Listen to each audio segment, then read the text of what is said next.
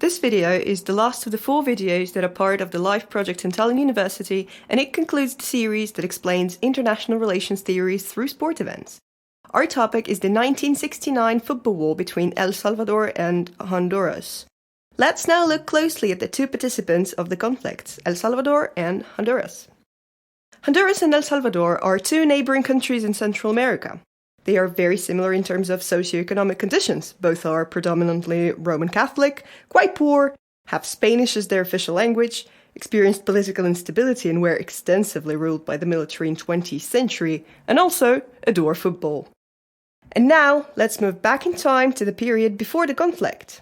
All these factors were already at play before the war had started, although leading up to the event was a gradual escalation in relations between the 2 countries. Let's talk agriculture. El Salvador has a very specific terrain. In short, it's full of volcanoes. There are also volcanic soils that are fertile but vulnerable to erosion. As a result, less than 1/5 of El Salvador's soils is suitable for agriculture. Since agriculture was, and still is, very important for both nations, the farmers of El Salvador started moving to Honduras, which had much more land for farming and, paradoxically, a lesser population than the 5 times smaller El Salvador. In 1969, El Salvador's population was 3.7 million and that of Honduras only 2.6. This way, the migration of Salvadorian farmers became the bone of contention, ultimately leading to the war. In fact, the migration of the landless Salvadorian peasants had already begun at the start of the 20th century and, according to estimates, their number reached 300,000 by the year 1969, the year of the war.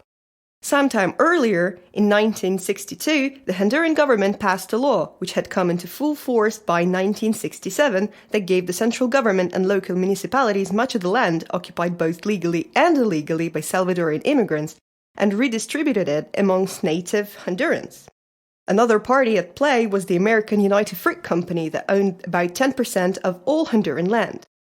Later, in 1966, the United Fruit Company, together with other Honduran corporations, formed FENAR, the agricultural union, with an anti-Salvadorian sentiment that pressured the government into enacting the reform.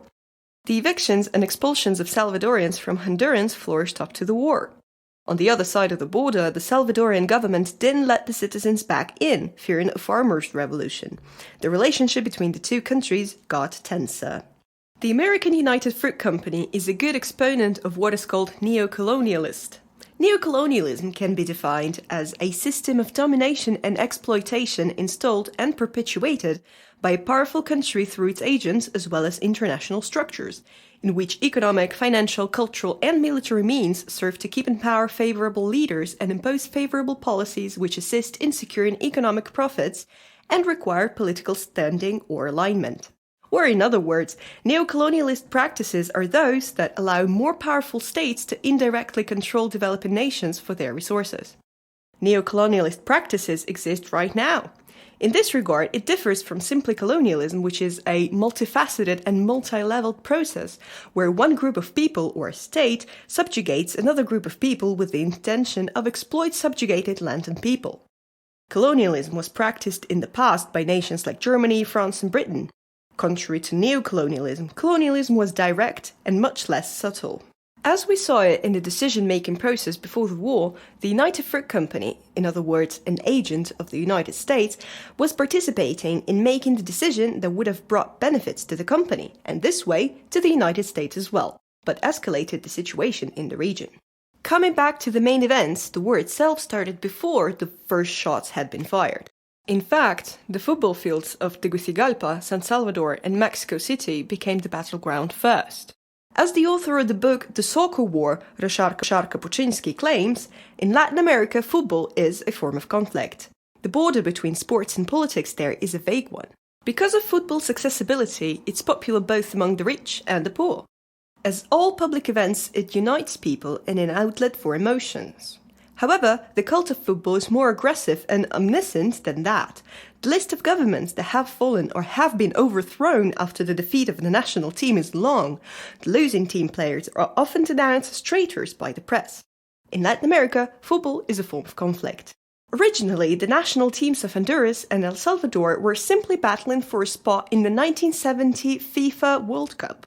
The fight in between the fans of the national teams preceded and succeeded every 3 of the June qualification matches. The first one was held at the capital of Honduras, Tegucigalpa. Honduras won 1-0. The fighting between the fans of the 2 teams followed. The suicide of Emilia Bolaños, a Salvadorian fan who could not handle the defeat of her team. The second one, in the capital of El Salvador, San Salvador, was even tenser. The Honduran team had to be taken to the match in armored vehicles and ended with the loss of the Hondurans. The last game was held in Mexico City on the neutral territory. Salvadorians won 3-2. Even greater episodes of violence followed. The situation had reached the boiling point, and the Honduran anti-Salvadorian policies too. The Honduran government was accused of more evictions, thefts, murders, and rape episodes, and ultimately in genocide by El Salvador. In these circumstances, the war was the next logical step. El Salvador launched the attack on Honduras on the 14th of July, bombing airports and occupying border territories, to get closer to Tegucigalpa. The cases of mistreatment of Salvadorians by the Hondurans weren't the only reason to wage the war. Distracting the population at home from present problems was also crucial.